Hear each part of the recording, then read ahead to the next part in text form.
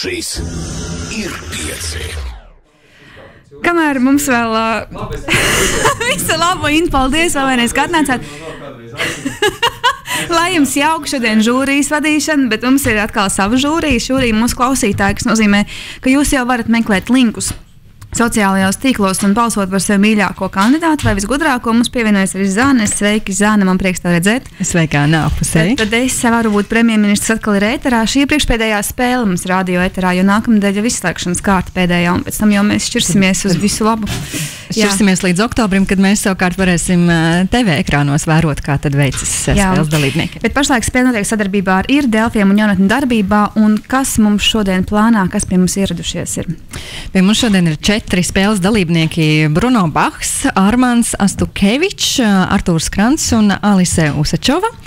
Un šodien mēs runāsim par aizsardzības jomu. Arī katram dalībniekam būs iespēja uzdot savam kolēģim jautājumu, kā arī novērtēt kolēģi, gan atzinīgi, gan kritiski, kā arī visu raidījumu gaitu mūs klausīsies Latvijas Universitātes pētnieks Mārtiņš Kaprāns, kurš noslēgumā dos savu vērtējumu un arī iespējams savu imunitāti vienam no spēles dalībniekiem. Tā kā šī ir jūs apzināties nozīmīga spēle. Alis, tu vari tuvāk mikrofonam, tā draudzīgi jums ir jāsaspiež šajā studijā. Un es atgādināšu īsi par katru no jums klausītājiem, kuri ir sekojuši līdzi spēles gaitai. Tātad Bruno ir jau ilgu laiku bijis izglītībā, iecavnieks un ir bijis skolotājs arī iespējamās misijas absolvents, mācījis vizuālo mākslu un lepojas ar savu pieredzi sabiedriskajā dzīvē. Bruno uzskata, ka valsts pārvaldīšanā līdzatbildīgs ir katrs iedzīvotājs un augstu vērtē Kārli Ulmani, Vervīģu Freibergu, Winstonu Čerčilu, princesi Diānu. Sveiks, Bruno! Ventspilnieks Armāns ar ideju Latvijai par vīziju par vienotību. Galvenais, viņaprāt, ir politikas kultūra, cieņa un uzklausīt viedokļus. Vēl svarīgāk ir nemelot. Pildīt solījums, nevis solīt neiespējams lietas, tādējādi Armāns atsaucas uz Einaru Repši un ir bijis Ventspils jauniešu domes biedrs. Es pieļauju, ka tas tā ir bijis. Atzinīgi vērtē Valdi Dombrovski un Sandru Kalnieti, bet no citu valstu politiķiem Baraku Obamu un Angelu Merkeli. Artūrs Krants ir piedāvājis par Latvijas tautsaimniecības prioritāti noteikt gēnu terapiju savā idejā Latvijai. Jauniešu saimā ir darbojies un ēnojas arī Dombrovski, laikā, kad viņš bija premjers, ciena Jāni Čaksti un Kārli Ulmani, šobrīd studē Latvijas Universitātē. Absolvējis Puškina liceju ar sudraba medaļu un arī norādījis veselu rindu ar citiem atzinības rakstiem. Un Alise Usečova vēl mācās Rīgas valsts pirmajā ģimnāzijā un uzskata, ka jaunieši ir Latvijas nākotne.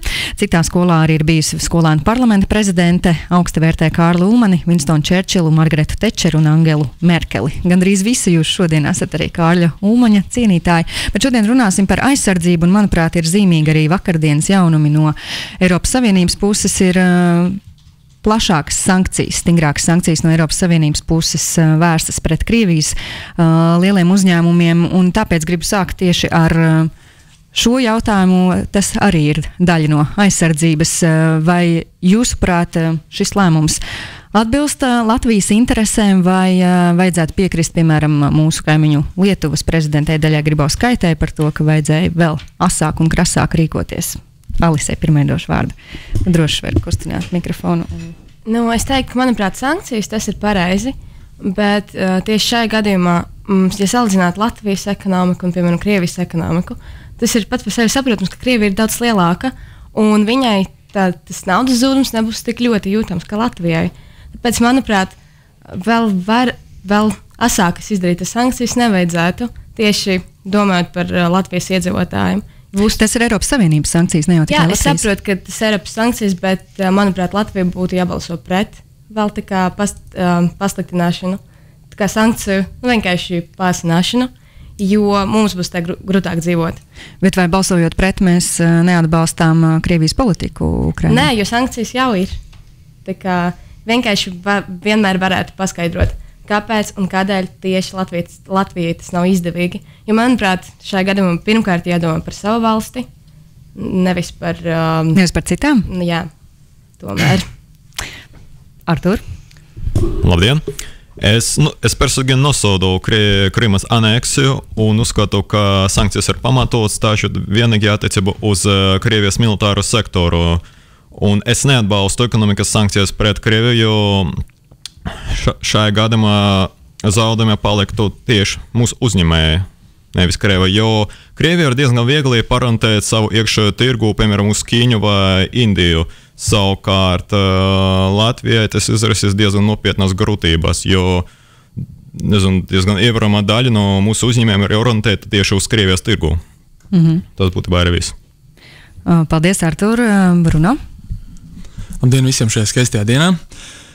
Runājot par sankcijām, es esmu par to, ka mēs vienojamies kopā ar Eiropas Savienību izsekot Krievijai sankcijas, un vēl vakar vai aizvakar, ja nemaldos, Amerikā vēl apgalvoja, ja Eiropas Savienība nepieņems tālākus mērus, tad viņi jau bija gatavi spērt atsevišķus soļus. Bet kādēļ tas ir svarīgi? Mums jāatcerās, ka mēs esam ne tikai Latvija, bet mēs arī esam Eiropas Savienības austrumu bloks praktiski un robeža. Mēs esam robeža. Un, ja mēs nepasakām stingru vārdu tieši sankciju ziņā, tad nekas labs nav gaidāms. Un es esmu par sankcijām, par vienotu verdiktu šajā Ukrainas krīzes jautājumā. Un, manuprāt, tad, ja ne tagad, Eiropai kopumā ir jābūt tik vienotai. Es uzskatu, mums ir jābūt vienotiem un ir jābūt tiešām tādiem mērķtiecīgi orientētiem, strateģiskiem posmiem, kas seko vai pret amatpersonām, vai pret arī Latvijas uzskatu var ietekmēt kaut kādā mērā Krievijas ekonomiku. Melno sarakstu? Melno sarakstu, tomēr tas mums liek iemācīties būt patstāvīgiem, kā mēs esam kā amatpersonas ir arī atzinuši. Tas mums liek pārstruktūrēties, ka mēs, ja gadījumā sankcijas skar mūsu ekonomisko sektoru, tad varbūt tomēr mēs varam atrast citus resursus savā iekšējā Latvijas struktūrā. Jā, tāda man atbilde. Paldies, Bruno. Arman, ko tev ir? Jā, labdien, Armans no Ventspils. Ar Repšu gan man nav nekāds sakars, bet sankcijas, ko ir veikusi ASV pret Krieviju, es noteikti atbalstu.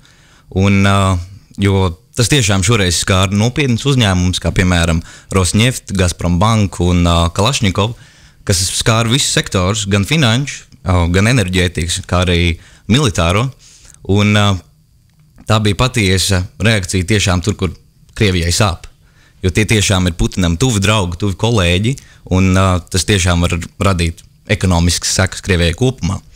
Un es noteikti atbalstu, ka Eiropas Savienībai ir jāsako šim piemēram, un es ceru, ka arī jūlija beigās tas tiks darīts. Un runājot par Latviju un par Latvijas interesēm, es domāju, Latvijas interesēs ir vistiešākās intereses, lai šīs sankcijas tiktu ieviestas, jo mēs vislabāk zinām mūsu pagātni un kas mums ir noticis un kā tas ir būt okupācijas varā. Un to šobrīd izjūt Ukraina, un mums ir jādod viņiem vislielākais atbalsts, lai arī tas nākotnē neatkārtoties ar mums. Paldies par atbildēm. Šobrīd radio studijā ir izveidojusies interesanta situācija, ka mūsu kolēģi ir sasēdušies tieši pretējās nometnēs. Es atgādināšu, ka var balsot. Jūs varat balsot par savu iecienītāko spēles dalībnieku, atverot Twitter @premjerministrs vai Facebookā. Es varu būt premjerministrs lapu, un tur atradīsiet linku, kur nobalsot par iecienītāko dalībnieku. Bet jums, Alisei un Artūram un Bruno un Armandam ir pilnīgi pretēji viedokļi par to. Tu gribēji iebilst par patstāvību? Es sajūtu, tad, kad Armands minēja. Artūram vārds, jā. Vienīgā man pozīcija bija tāda, ka sankcijām jābūt, bet vienīgi pret Krievijas militāro sektoru, proti tas ir Kalašņikov koncerts, Roll Vagon Zavods, daļa, jo Latvijā, jau nezinu, viņa jau ir uzbūvēta vai ne, vagonu ražotne Jelgava. Šaubos, ka būtu no ekonomikas viedokļa faktiski šauts kāja, ja tā var teikt. Un par patstāvību, par valsts neatkarību runājot, ko par Latvijas Armands neatkarību un Bruno runāja. Es uzskatu, ka pašlaik Krievija neapdraud Latvijas neatkarību, bet mums jānodrošina, tā kā šī raidījuma tēma ir armija un drošība, protams, mums būtu jānodrošina savu armiju ar modernāko strelnieku ekipējumu, Protams, mums jāliek, un šeit es piekrītu Igaunijas prezidentam Ilvēsam, to, ka mums jāliek uzsvaru uz zemesardzi, jo ar ekipējumu zemesardze ir diezgan drūmi. Es tev pārtraucu šajā brīdī, arī pieminot to pašu Ilves. Ilves gan gatavojas karam, un atšķirībā no Latvijas, Igaunija ir radusi iespēju 2% no IKP atvēlēt arī aizsardzības budžetam. Vai jūs redzat, un ja redzat, tad kādu Latvijas tieši militārās aizsardzības stratēģiju šajā brīdī būtu jāmaina, ņemot vērā ģeopolitiskās izmaiņas? Bruno? Man tiešām prieks par mūsu brāļiem Igauniem ziemeļos. Un tas ir tas arī, par ko es esmu priecīgs, ka beidzot ir pasaulē notikumi, savā ziņā skumji priecīgs, bet kas liek mums valstī izvirzīt prioritātes. Ja varbūt, kas būtu jāmaina? Respektīvi, es uzskatu pilnīgi noteikti, ka ir jāpalielina aizsardzības budžets, lai no tā, ka mēs ar pašreizējo finansējumu sasniedzam NATO šo te prasīto 2% no tā NKP tikai 2020. gadā, kas veidot tur 635 miljonus. Tas ir ļoti daudz. Bet viens piemērs, kādēļ ir vērts investēt bruņojumā, gadījumā, ja kas, es sitīšu pie koka, bet paskatāmies to, kas notiek Izrēlā, Gazas teritorijā, kā no Gazas teritorijas regulāri tiek izšautas zenīta raķetes pret izrēliešu iedzīvotājiem. Tas, ko ziņo prese, bojā gājušie 10 ir Palestīnas pusē, respektīvi no Gazas joslā, bet nesen tikai viens Izrēlē. Kādēļ šāda bilance? Tādēļ, ka Izraēla ir investējusi ar amerikāņu palīdzību, protams, šajā pretraķešu vairogā. Un visas praktiski izšautās raķetes tika pārtverts. Tas, ko apstiprinājis arī aizsardzības ministrs, ka mums nav ne radari, kas spētu nelokalizēt, bet redzēt, saredzēt zemu lidojušu objektus, mums nav. Tad Bruno, kā premjers rudenī teiks jā, kad būs jāapstiprina valsts budžets. Tā ir unikāla iespēja pasniegt kaut kādu pozīciju par prioritāti beidzot valstī, ka mums ir jāinvestē kaut kur, nevis tur, un tā mēs staigājam. Prioritāte aizsardzība un tad izglītība. Vadoties no ģeopolitiskās situācijas, pagaidām prioritāte tad ir aizsardzība noteikti, jo, manuprāt, Eiropas Savienība, NATO par to vien runā, kā investēt aizsardzībā. Paldies, Bruno. Alis, ko tu teiksi par to, kā mēs varam mainīt? Pirmkārt, es pilnīgi piekrītu par budžeta procentu palielināšanu aizsardzībai, jo tiešām 2020. gads ir tikai pēc 6 gadiem. Un dzīvē var viss kas notikt, un tieši tagad ir tā situācija, ka tai naudai vajadzētu būt lielākai. Nu, kurienes tu ņemsi to naudu? Kā jau bija minēts, manuprāt, tagad tas būtu primārais. Bet no kādām nozarēm tu pārdalīsi naudu? Es pieļauju, ka varētu paņemt kādu mazu procentu no katras nozares, kas tu varēsi just, bet tas nebūs tik ļoti jūtams, ka, piemēram, ja paņemt to visu naudas summu no kādas vienas, tur, piemēram, no izglītības, ja paņemt visu, tad katram savu nodevu aizsardzībai. Atkal nebūs skolotājiem algas, un atkal būs problēmas. Tāpēc vienkārši mazliet palielināt pārējais nozares un tad dot vienai, kas būs aizsardzība jūtams. Un arī ir tas temats, arī cits, bet, manuprāt, būtu labi ilgtermiņā izveidot obligātu iesaukumu armijā. Tas ir mans viedoklis. Un, jo pirmkārt, manuprāt, tas veicinātu Latvijas nacionālas identitātes apziņu jauniešos. Un arī es uzskatu, ka tas būtu laba dzīves skola visiem cilvēkiem. Un arī tas pārējām valstīm, kuras tagad mums palīdz, arī parādītu, ka mēs esam gatavi kaut ko darīt. Ne tikai iedot naudu, bet arī darīt. Jā, došu vārdu Armandam. Kāda būtu tava stratēģija? Jā, pirmām kārtām noteikti ir jāpalielina budžets aizsardzībai, kurš šobrīd ir 0,91%. Kā tu palielināsi? IKP. Noteikti palielini, tas ir ļoti labs sauklis pirms vēlēšanām.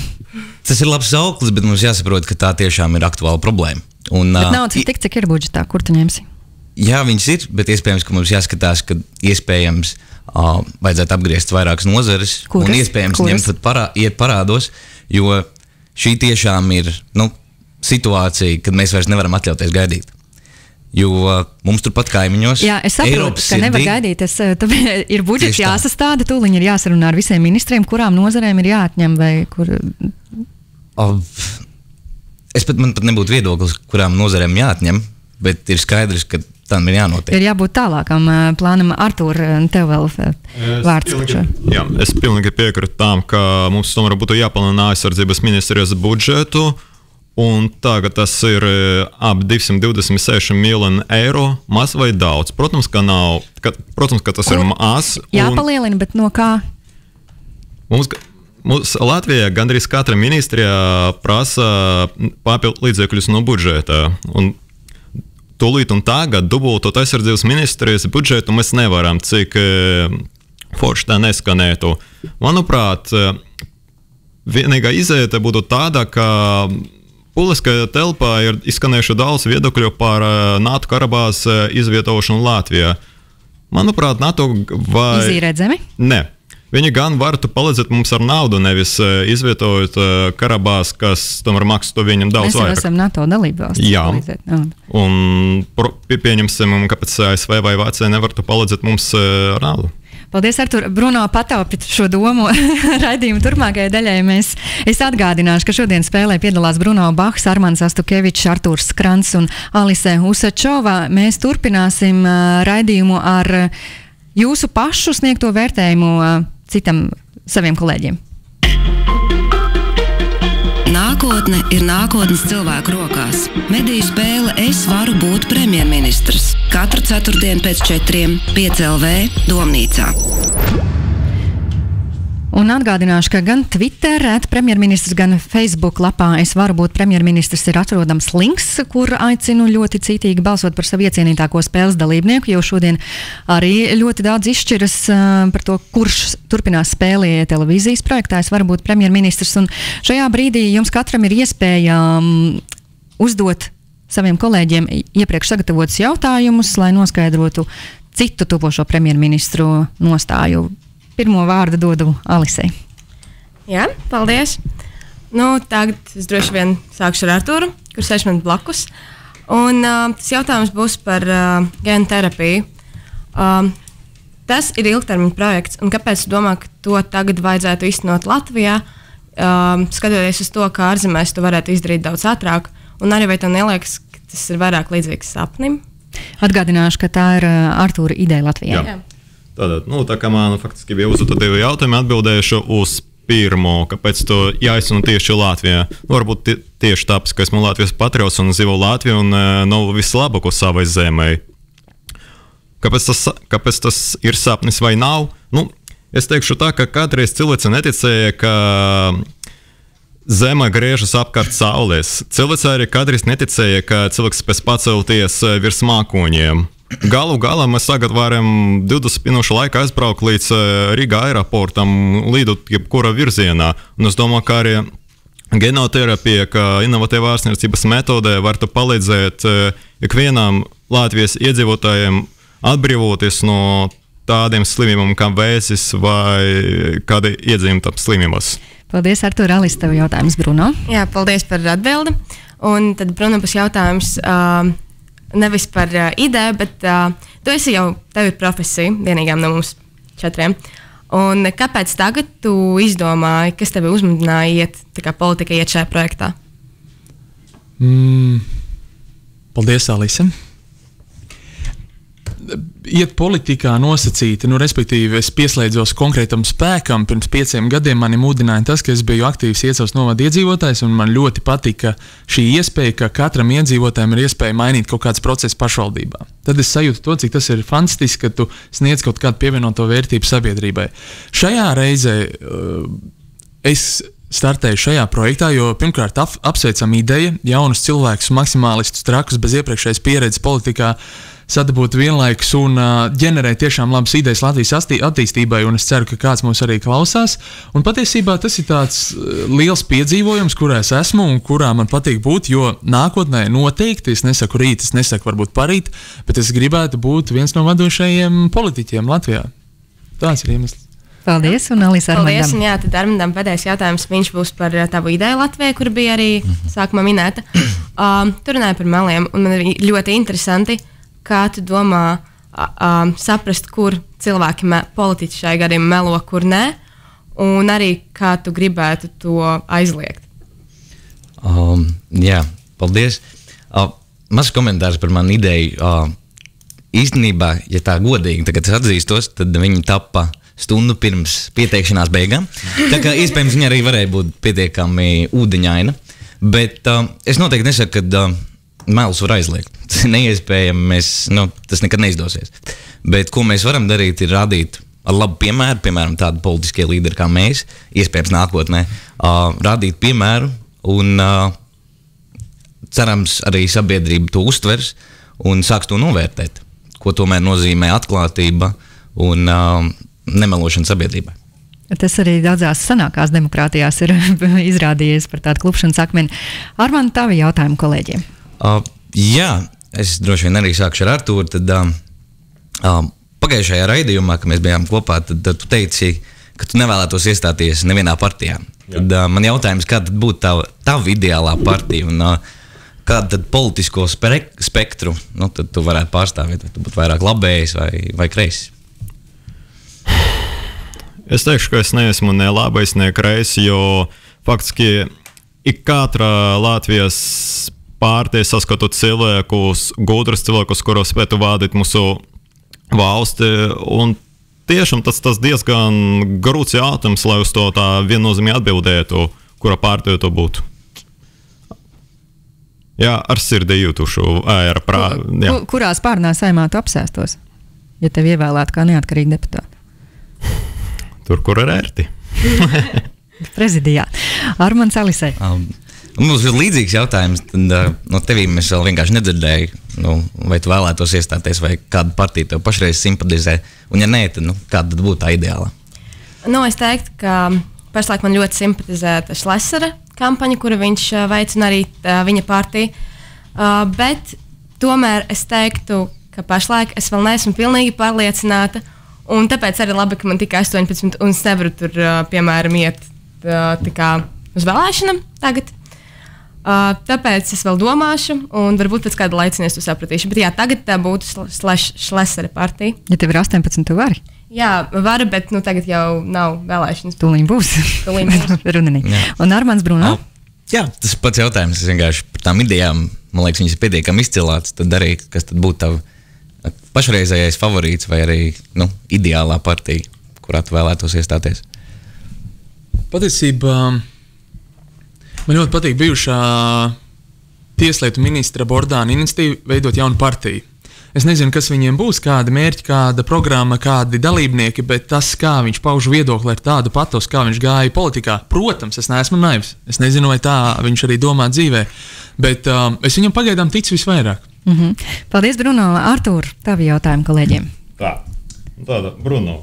Kā mēs zinām, Lūdzu, lakoniski, mums ir ļoti maz minūšu atlicis. Bruno, kā mēs zinām, ekonomikas īpatsvars Latvijā sasniedz 24% no IKP.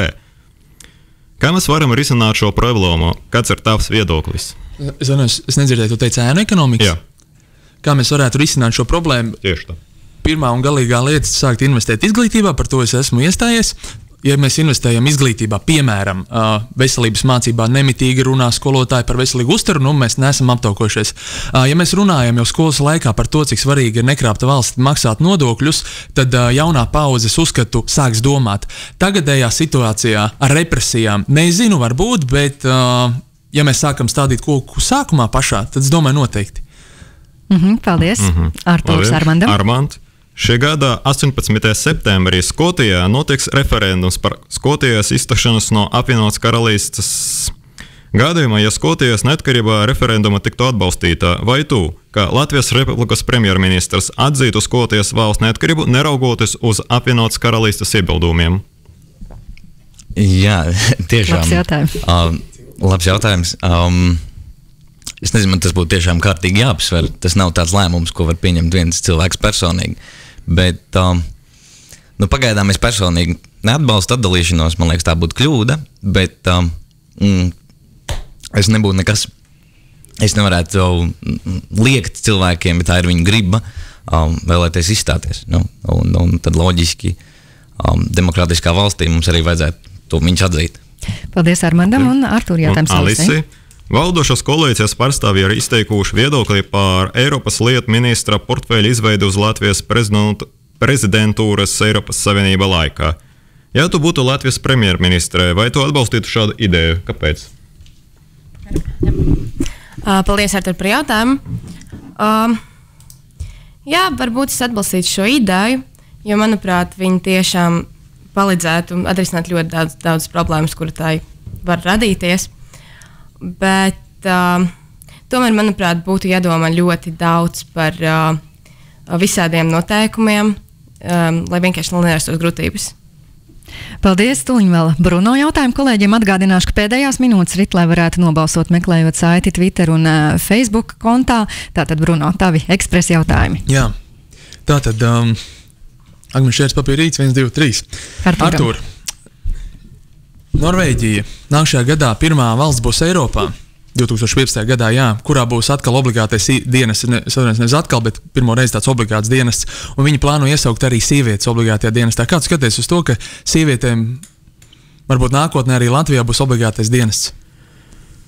Nu, jā, te var divi jautājumi. Nu, tātad pirmā, kā es skatos vienkārši uz sieviešu obligātu kara dienestu. Tad, principā, piemēram, Izraela tas ir normāla prakse, bet te atkal to jāskata kopsākar ar konkrēts tautas mentalitāte. Es šaubos, ka Latvija tas piedzīvosies. Bet tavs viedoklis? Jā, Norvēģija, jā, Latvija šaubos. Tad tavs viedoklis, ka Latvijā nav vajadzīgas sievietes armijā. Ok, nākotnē. Mans jautājums Armandam. Latvija ir piedalījusies un piedalās ļoti daudzās Eiropas Savienības, NATO, dažādās militārās organizācijās, Afganistāna, kā mēs zinām tagad Eiropas Savienība Somālijā, Malī. Civilajās misijās mēs esam. Kā tev šķiet, kur ir tā robeža, cik mēs investējam līdzekļus ārvalstu misijās un investējam, kāpēc to vajag darīt? Tātad, jā, noteikti es uzskatu, ka to vajag darīt. Un tur vienkārši ļoti vienkārši iemesls, tāpēc, ka es uzskatu, ka kaut kādā ziņā šīs miera misijas un šīs vispār misijas kopumā ir kaut kāda mūsu Eiropas Savienības vērtība aizstāvēšana citās valstīs. Un kur mēs īpaši redzam, ka tur tā situācija jau iet ārpus kontrolas.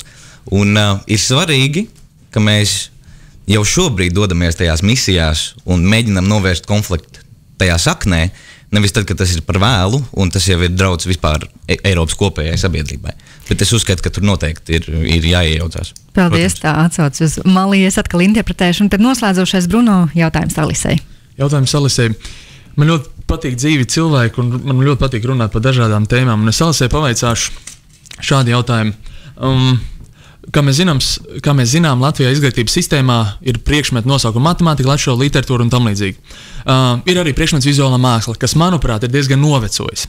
Piemēram, Anglijā viņu sauc par dizainu. Kā tev šķiet? Un, ja šķiet, tad varbūt pamet ārā kādu ideju, kurus priekšmetus mēs varētu mainīt nosaukumu ziņā, vai to vajag darīt vispār?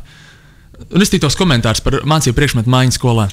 Jā, vizuāla māksla, piemēram, manuprāt, varētu mainīt nosaukumu, jo, piemēram, tā pašā Anglijā nosaukums ir art. Tas ir pilnīgi cits, un tur cilvēki ne tikai zīmē, bet viņi arī rāda kaut ko radošu un skaistu. Tā pašā brīdī varbūt sporta priekšmetu nosaukumu varētu mainīt, jo, manuprāt, tagad ir normatīvi, kur pastāv skolās. Ne visi cilvēki var un spēj to nolikt. Tāpēc, manuprāt, tā varētu būt kaut kādā vienkārši sporta izglītība, tur arī ar teoriju. Un jā, tā pašā brīdī varētu mainīt kaut ko par literatūru un arī taisīt literatūras vēsturi. Paldies, Alisa, un paldies, Bruno, par jautājumiem. Mūsu spēles nosaukums nemainās, un es varu būt premjerministrs visu raidījumu gaitu ir klausījies Latvijas Universitātes pētnieks Mārtiņš Kaprāns. Sveiks, Mārtiņ! Sveiki! Tev ir dota tagad iespēja novērtēt kritiski mūsu spēles dalībnieku un arī izteikt savu imunitāti, jo no šī lēmuma būs arī atkarīga spēles turpmākā gaita. Protams, tās tematiskie bloki bija dažādi, par ko katrs no dalībniekiem runāja, tādēļ varbūt es tur tā baigi neiedzināšos katra šīs tēmas izstrādāšanā, bet man liekas, tās divas lielās sadursmes vai divas tās svarīgākie momenti šīs dienas sarunas kontekstā bija sankcijas pret Krieviju, kas bija tā kā sākuma tēma, un vispār Latvijas drošības situācija vai Latvijas aizsardzības politika kā tāda. Man liekas, tajā pirmajā jautājumā tā bija ļoti interesanti, kādā veidā tās nopozicionēšanās tur izveidojās.